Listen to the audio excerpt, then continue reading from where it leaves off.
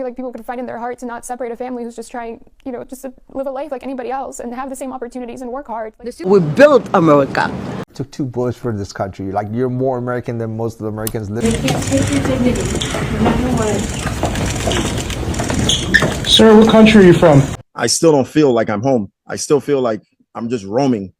I feel uneasy. For the past few weeks, Idris Michelin and his wife Yamil have been walking the streets of Haiti, trying to mentally accept that this is now home. I lived in the country 30 years. I never got in trouble, but I made a mistake. My morals became corrupted. Idris was deported after serving 25 months in federal prison and 9 months in ICE custody. He was convicted of getting an illegal PPP loan back in the summer of 2020. He was living in the United States as a permanent resident, graduated from Southridge High School, and went on to Miami-Dade College. He was a licensed realtor and insurance broker. After serving his sentence earlier this month, Michelin was deported to Haiti on a flight with 120 people. Your ankles are getting cut up. Your hands are shackled together. They're telling you, hey, if there's a plane crash, you're going to grab this from here and you're going to put this on your face. How? He says once in Cap Haitian, they were given $100 and released to family. His wife was waiting. There's people that left only 2-3 years ago that are afraid to come here, and she's here. The temporary protective status, or TPS, for more than 330,000 Haitians will end on February 3rd of next year. Without any other immigration protections, some may find themselves, like Idris, back in Haiti. It's very limited here. So if you're going to be dropping tens of thousands of people in one location, and these people live all over the country, but they're not going to be able to get home. There's bandits blocking the road in certain areas. The two took a helicopter and a bus to get to Petit Guave, where Idris has family. He says they have resources others may not. And now that I'm here, to my country where my flag is, the people are wonderful. The people work hard, but they're trying to overcome obstacles, and I'm here trying to overcome obstacles as well. Settling down is the next step. Admittedly, the couple says they don't know how. I speak a little bit of Creole, and I'm struggling. The couple have a combined 8 kids who Idris hasn't seen in years. They want to reunite in a third country, except there are very few countries that are allowing visas to Haitians. So the couple remain in limbo. Being in America. After 48 years in the United States, the decorated Army veteran deported himself to South Korea. Some final hugs with his kids, parents, aunts, and friends, not knowing when he'll see them again. This really kills me that I just have to drop everything and leave like this. Park moved to the U.S. when he was 7 and had legal permanent residency under a green card. At 19, he joined the Army and fought in Panama during the Noriega War in 1989. He was awarded a Purple Heart for his bravery. Park returned to his then home in Los Angeles, where he suffered from severe PTSD. He turned to marijuana to cope and moved to Hawaii in 1995 for a better lifestyle. But he became addicted to crack cocaine and struggled for years to get clean. In 2009, he was convicted for drug and bail offenses and served 2.5 years in prison. When he was released, ICE agents detained him and revoked his green card. He fought deportation in court and as a Purple Heart veteran was allowed to stay in the U.S. under deferred action as long as he checked in each year and stayed clean and sober. Park turned his life around. He became a loving father to his 2 children and cares for his aging parents. These last 14 years have been great. I'm really proud of myself, proud of my kids, how I've been acting and how I've been living my life. But this month, officials told him he had to leave the country or be detained and forcibly deported. Haitian, they work hard. They're always on time at their work. They don't take no days off, no days out. They're always there. And we built America.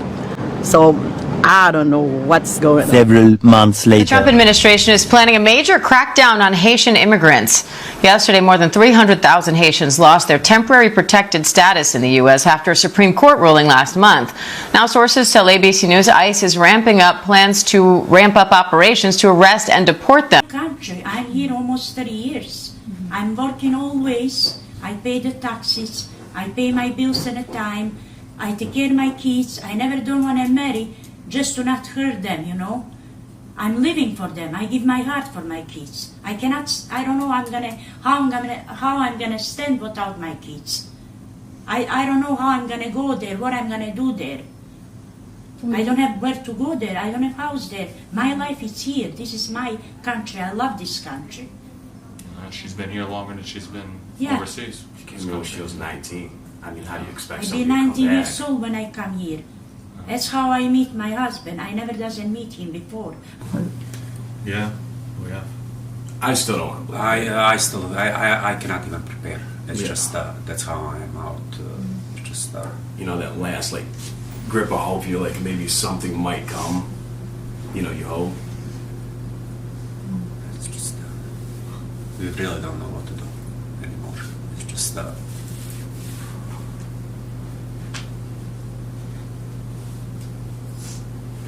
And I really, you know, I don't know if they even read it, to be honest.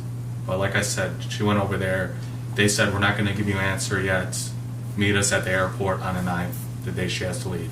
So, they're gonna give you know, you we'll give you the answer there. that. So that's kind of I couldn't believe it when they told her that. It's so pick your stuff, go on the airport, and we're gonna give you answer there. It's kind of doesn't make no sense. Because this is it. The only letters that we sent to them and everything, but, you know. I don't understand how you could read letters from people, like family members and, you know, customers. Like, I don't get how you can read letters like this and, like, not sit back and be like, wow. You know, it's not like she's been here 2 years, 10 years. She's been here almost 30 years. She has customers who wrote, you know, reference letters and everything in her character. And it's, you know, it's insane to me how you can be like, yeah, we'll let you know at the airport. So it's one thing she wanted for her son. I mean, she's done everything. You know, I mean, to the T. So it sucks and it hurts. You know, like the way they portray, like, you know, illegal immigrants as criminals, thieves, whatever the case is. Like, she's literally a number. You know, like, you know, it sucks. I don't know what to do. For years, many immigrants believed they finally made it. They worked long hours, paid rent, started businesses, raised children, bought homes, and became a part of community they lived in. After spending 20, 30, or even 40 years in the United States, some genuinely believed they had become too established to ever face deportation. But immigration law doesn't always work that way. In recent years, we've seen stories involving immigrants from Haiti, Jamaica, Mexico, Central America, Somalia, and many other countries who have faced deportation or removal proceedings after living in the US for decades. Some earned temporary protections, others lost legal status after policy changes. Some had unresolved immigration cases dating back in the years. For many families, it came as a shock. Today's discussion isn't about celebrating anyone's hardship. It is about explaining why so many people believed time alone would guarantee permanent security and why that assumption has proven costly. You just got released? Yeah. From where? California. What part, man? Hey, what you mind? I'm from LA too, man. Where you from, man? I'm from LA. How was it you being detained? You know, how was that experience? Horrible? Horrible. It's dirty. It's nasty. It's unhuman. We was in dorms, housing 76 people, and they were housing. That's a microphone right there. They were housing about 135 of us. There was people sleeping on the floor. There was people sleeping in mattresses. There was people who was not sleeping. The showers was dirty. Everything was bad. The only good thing, the bologna. It was the bologna sandwiches. Too much. Hey, normally that's the worst thing right there, man. Normally they're green, man. Yeah. Nasty. That's nasty. It's nasty. Where were you? At Alento or? I was in Mesa Verde. Hey, la transportación que te hacen es inhumana. It's unhumane. They take you from one place to the other, to the other, to the other, to the other for no reason. I went from prison to Bakersfield and called Mesa Verde. Yeah. From Mesa Verde, I ended up in Texas, El Paso, Texas, Serpent's Cove. And when they're transporting you, they're giving you diesel therapy, right? They're taking you in vans, or they're flying you? How hard? They're flying you, okay. Hold on, the truck. Yeah. If you don't mind me asking, how much time did you do? Were you in the CDCR? Yeah. How much time did you do? 2 years? Folsom, okay, that's right. So you said you're from LA, like you lived in LA? Oh, the 818, all right. I'm from, I live like by Pico Union District. Yeah. Born and raised in LA. I'm out here on vacation, and I've been seeing this pop up on TikTok and whatever. So I wanted to come check it out for myself, because I know there's people that don't get picked up. Do you have people that are gonna come pick you up? Do you have people here in El Salvador? I got my family coming over here. Okay. But like I said, the transportations are horrible. They make you do things so you will sign a deportation as quick as possible. Yeah. They make you reconsider even coming back to this country because of the trauma you go to. Like I said, I went from Mesa Verde, I went to Serpent's Corp or East Montana. From East Montana, I spent the night with no mattress, no bed, no child. We slept on the floor. Then they flew us to Omaha, Nebraska. We didn't get off the plane. They gave us one sandwich. Then from that, they transported us to Minneapolis, Missouri, I think. Damn, so you've been all over the U.S. Minnesota, yeah. And then from there, they sent us to Alexandria, Louisiana. And then we got deported. So how much time did you spend? How long was your process from the time you got released from CDCR to, ending up here? It's different for me. Yeah. For me, I signed my deportation. I told them I didn't want to fight. I didn't want nothing to do with it. Yeah. So they sent me out. They said, all right, you'll be in the next 2 weeks. So about 2 weeks, I got released. I got released from CDCR. Yeah. From Folsom on May 29th. May 29th, okay. May 29th, my release date was going to be the 31st. Yeah. But it was a Sunday, so they moved it so ICE could pick me up. All right, today we want to talk about the deportations of Cubans from the United States to Mexico and explain to you guys a little bit of how it works. I was deported here approximately 5 months ago. Ronald just got here last Monday. And where were you deported to specifically, Ronald? I was deported to Tapachula. Chiapas. Which, did you have any idea where this place was before you were incarcerated? Man, at all. It's a horrible place to be dropped in, especially me that I've been in the United States since I was 4 years old. I lived 35 years in the United States. I'm used to, everything over there. To be dropped off in a third world country that is horrible. Extremely dangerous. Have you ever been to Mexico prior to being? I've never been to Mexico, especially to a place like that. Did you agree to come over here? Did you sign your deportation order? I signed my deportation order because they were offering South Africa or stay incarcerated. They were threatening you guys that they would send you to somewhere worse if you didn't accept. Or stay incarcerated until. Yeah, in my case, I didn't sign any paperwork that would indicate that I wanted to come to Mexico. But in his case, he did. But in either case, it didn't matter because both of us ended up here. So what we want to let you guys know is that even after having lived our whole lives in the United States, being Cubans and our country not accepting us, they are now deporting us to Mexico, and they're dropping us off in the poorest state of Mexico, which is the state of Chiapas, and also one of the most dangerous parts, which is Tapachula itself. One thing people don't understand is how quickly life becomes normal after living somewhere for decades. Someone who arrived in the United States in the 90s may have worked every single year since then. Some became truck drivers, some worked in construction, others opened restaurants, grocery stores, cleaning companies, transportation businesses, or worked in healthcare, hospitality, farming, manufacturing, and many other industries. They paid taxes, they raised American-born children, many are even homeowners. Over time, that creates something powerful. It creates the feeling I've already built a life here. For some, that feeling turned into confidence that they would eventually be allowed to stay permanently. Another reason many immigrants felt secure was their contribution to the economy. Many believed that their work mattered, They helped businesses grow, they filled labor shortages, they provided services their communities rely on. Some became employers themselves, creating jobs for American workers.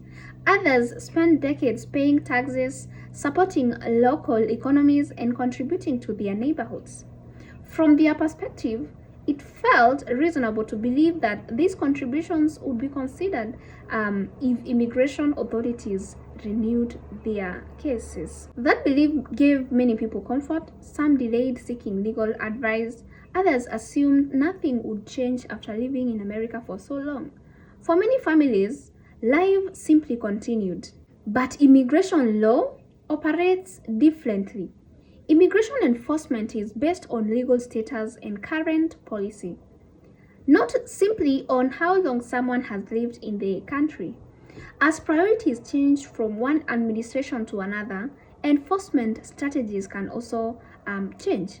For some individuals, cases that had remained inactive for years suddenly received attention. Others who believed they were safe found themselves facing legal proceedings after decades in the US. These situations have affected people of many backgrounds, including immigrants from parts of Latin America, the Caribbean, Africa, and other regions. Each person's circumstances are different, and outcomes depend on individual legal cases, immigration history, and court decisions. For families, those moments are heartbreaking. Children may suddenly face separation from parents. Business may lose owners. Communities may lose neighbors they have known for years. Regardless of someone's opinion on immigration policy, these situations remind us that immigration law carries enormous consequences for real families. At the same time, many people argue that every country has the right to enforce its immigration laws consistently. Others believe there should be more opportunities for long-term residents with deep community ties to obtain legal status.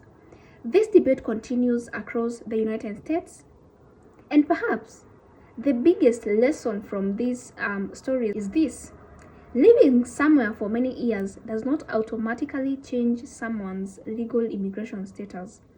Building a life, working hard, owning a property, or contributing to the economy may strengthen a person's ties to a community, but those factors alone does not replace the legal immigration process.